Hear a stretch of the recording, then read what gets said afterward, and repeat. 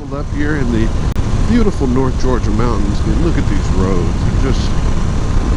The first time I ever came up here was in probably September or October of 1999.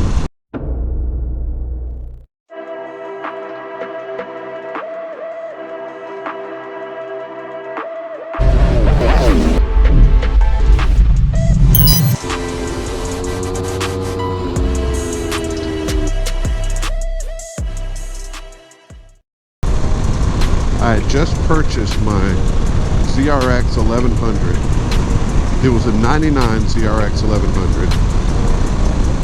I don't know if I've told the story before, but I bought that bike and the guys at the dealer said, "Hey man, you ever been to the North Georgia mountains?" And I was like, "No." And he's like, "Man, it's some of the best riding in the country up there." And I was like, "Really?" He's like, "Yeah, lots of curves." And I said, "Oh, okay. How do I get there?" Just take 400 all the way up and just keep going. And that's all they told me. They said, go to Dahlonega and then just keep going north. So that's what I did. And I got up here. I had a pair of jeans on, regular jeans. I don't think I had any kind of riding. Well, I had these boots, but they weren't for riding. They were just regular boots. I had those on. I had a leather jacket that was from like the 80s that I was wearing, and it was not motorcycle, no armor, no nothing. It was just leather. I knew you're supposed to have a leather jacket if you're riding. And I had these gloves with cut off fingers, like the guys that play pool, the pool sharks wear, or like the guys in the mob, you know, they have those cut off fingers. They were fishnet cut off finger gloves. I took my brand new ZRX 1100 with all of my gear that I just described, and I came up here and I went to that place right back there where we just had lunch, TWO. And there were so many bikes in the parking lot. I think the parking lot was gravel back then. It wasn't paved.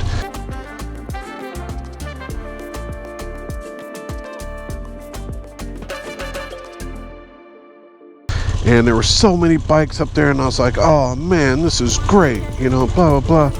And I met this guy named Mike. I'll never forget Mike. Mike looked at me and said, if you're gonna come up here, you need to get gear and you need to dress for the slide, not the ride. And I was like, slide? He was like, yeah, you gotta dress for, in the event you have a get off. If you get off your motorcycle wearing what you got on right now, you're gonna lose fingers, you're gonna lose skin, you're gonna be injured, man, bad. And it's all would be preventable stuff. So I was like, huh. And so he's like, get you a nice set of riding boots, get you a set of riding gloves, get you a leather suit, preferably a two-piece, and you know, and then you'll be ready to ride up here. And so that's what I did. I got a used leather two-piece suit. It was white and red and black. It looked like Evel Knievel, something he would wear. And I got the rest of the gear pretty much new, the gloves and the I did have a decent helmet at the time, so that was one thing I had. But so that's when I first started getting serious about riding up here, is when I got when Mike told me get your gear. And then I, by trial and error, began to learn how to ride these twisty roads. And in the beginning, I didn't have any kind of a course or really anybody to even teach me. And I used to ride these turns just based on like fucking balls. Like how brave am I? You know, and I didn't really have a cornering strategy, so to speak, like what I have now. You know, when you do turns now, like if you watch the guys at the Dragon, the fast guys, you can see their cornering strategy. You know, they turn in at very specific places so they can carry the most speed and exit in the right place. And that's what I mean by a turning strategy. And I didn't used to have that. I just used to just will it to make the turn. I didn't know anything about counter steering. I didn't know anything about body positioning or any of that. And so I learned by trial and error. Unfortunately, I never really crashed. I did have a bad crash in 2004. My buddy Bill was there, and it was on War Woman Road, and I hit a decreasing radius turn and just basically went under the guardrail, you know. And that was my really first major bad crash on the street. But you know, I was lucky. That was really the only bad thing that happened to me. And I was riding with guys that were pretty fast, you know, guys that could take these turns really quickly. And I just, you know, I was lucky. Nothing bad ever really happened. Look at me on the Strada. I'm in third gear right now, and it's like, it just pulls out of these turns so good. These are really slow turns here. And third gear gives you so much torque. Like, I don't really need to shift at all. Third gear is all I need. Good engine braking on the Strada.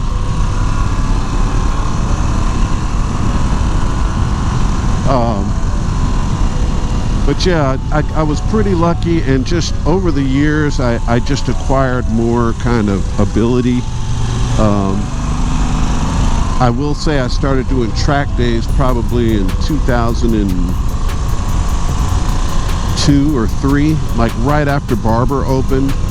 I was doing track days there. Like, I've been going to Barber since it was open. But I tell you what really opened my eyes to riding more than anything I've experienced is when I bought a book. This was back in the mid-2000s when I bought this book. It's called Sport Riding Techniques by Nick Ienatsch. And Nick Ienatsch is the chief instructor, head instructor at the Yamaha School of Champions.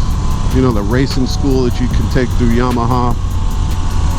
Well, Nick Ienatsch is the lead instructor and the guy that wrote this book. And that book literally wired my brain for riding. It taught me so much about, like, apexes and, you know, opening up the turn so that you can apex properly and exit it in a way where you're safe. And once I learned that, like, I tell you, I rarely ever run wide. The only time I ever run wide is if I lose a lapse of concentration for a second, and then I might run wide. And, you know, all it takes is a lapse of concentration for like 1 second, and you're like, whoa, where am I? But for the most part, because I have a turning strategy, I never run wide.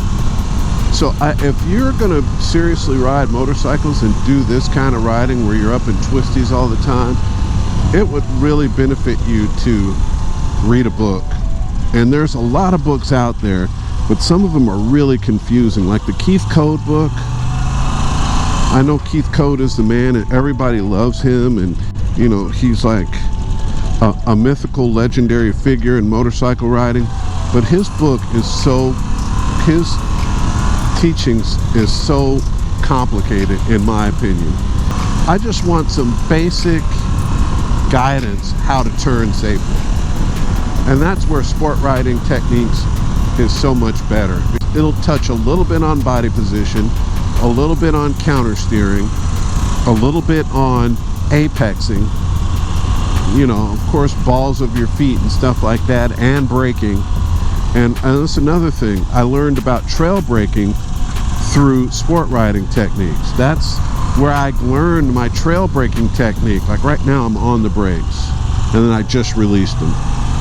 I learned that there because they teach you that when you brake into a turn, what it actually does is it changes the geometry of the bike and makes the front end lower, and it also makes the tire stick to the ground more because there's more force on the tire. You've loaded the front tire. And what I used to think is if you're using the brakes going into a turn hard, you're going to make the front end tuck and crash. But it's actually the opposite of that. As long as the road is clean and your tires are good, you can trail brake deep into a turn, and it's actually, to me, it's much safer because you're controlling your speed through the turn, and then you're controlling your exit, you know, point also. So, you know, I learned that through the book. And I don't trail brake for every turn, but when I'm going hard, trying to go hard, quote unquote, like at the Dragon, I will brake almost to the apex of the turn before I release the brakes, and I release them gradually. I don't just let them go. It's kind of like a smooth type of process. And bro, it just turned the lights on in my brain. Like, I understood about like turning, I understood about trail braking better, I understood about, you know, look where you want to go, counter steering and brakes, and from that point on is when I really learned how to ride. And I'd say I got that book probably in 2005 or 6, and it was then that I really discovered riding and how you're supposed to ride a motorcycle up here. So, you know, I said all that long drawn out speech to say the book Sport Riding Techniques, it's an older book now. Back then it was new, but now it's like 20 something years old. But the techniques in that book are still relevant to this day and will really help you a lot. It breaks it down into very understandable portions, and where you can go out and implement stuff, and you can practice. Like, what I used to do is I would just go out and I would practice just counter steering the whole time. Counter steer, push pull, you know. And counter steering is like a pretty magical way to steer your bike, is if you understand counter steering. And, you know, go out and work on that all day. And then I would go out next time and I would work on eyes. Look where you want to go, you know, look way ahead. And I would add that in combination with counter steering. Now I'm counter steering and looking where I want to go.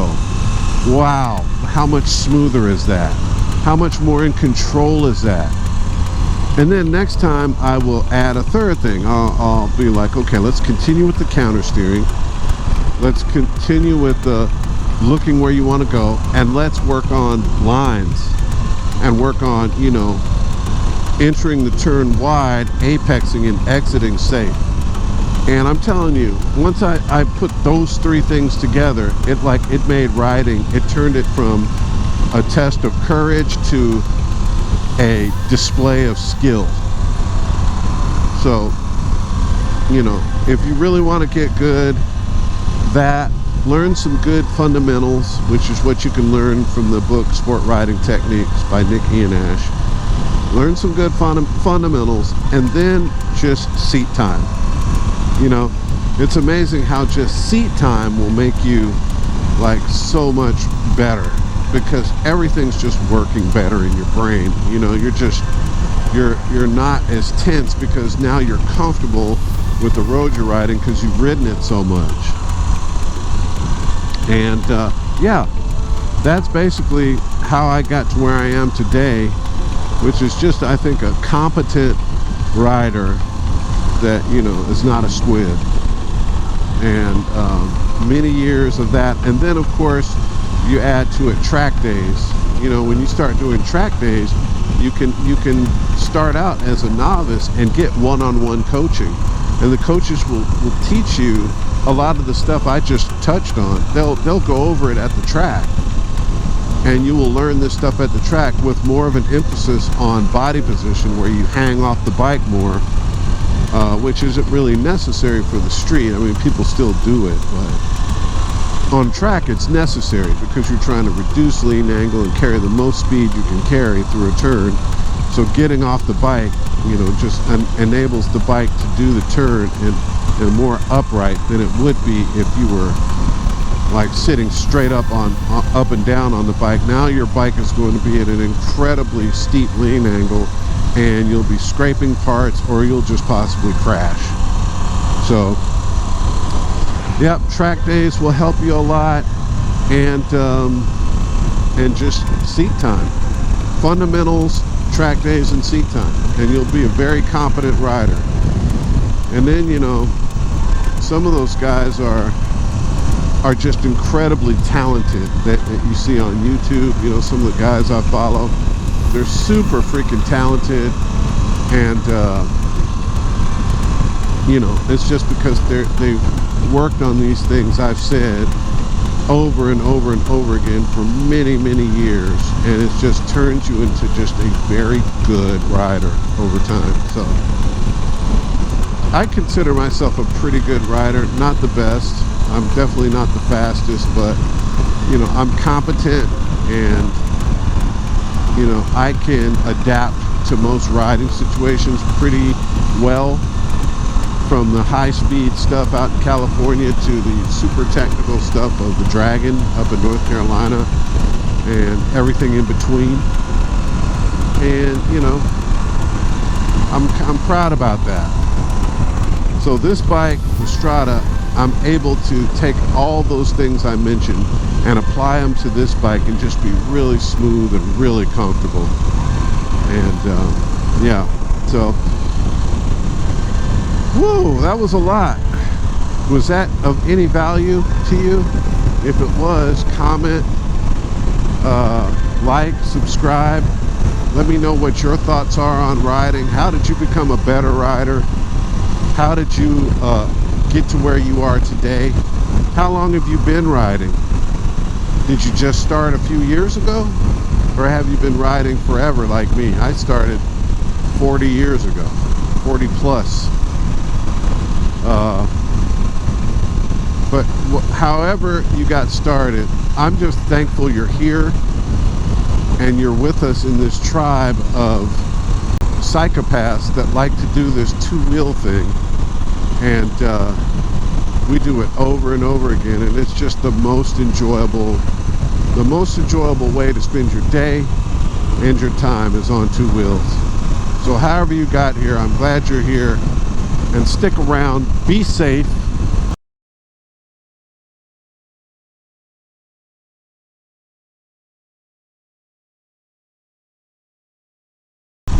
Ant-Man Moto here. I will talk to you later.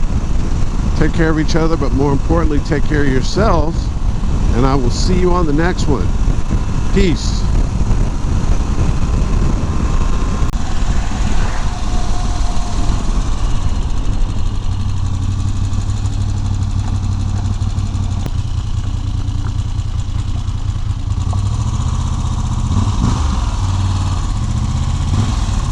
Ooh, Toronto factory.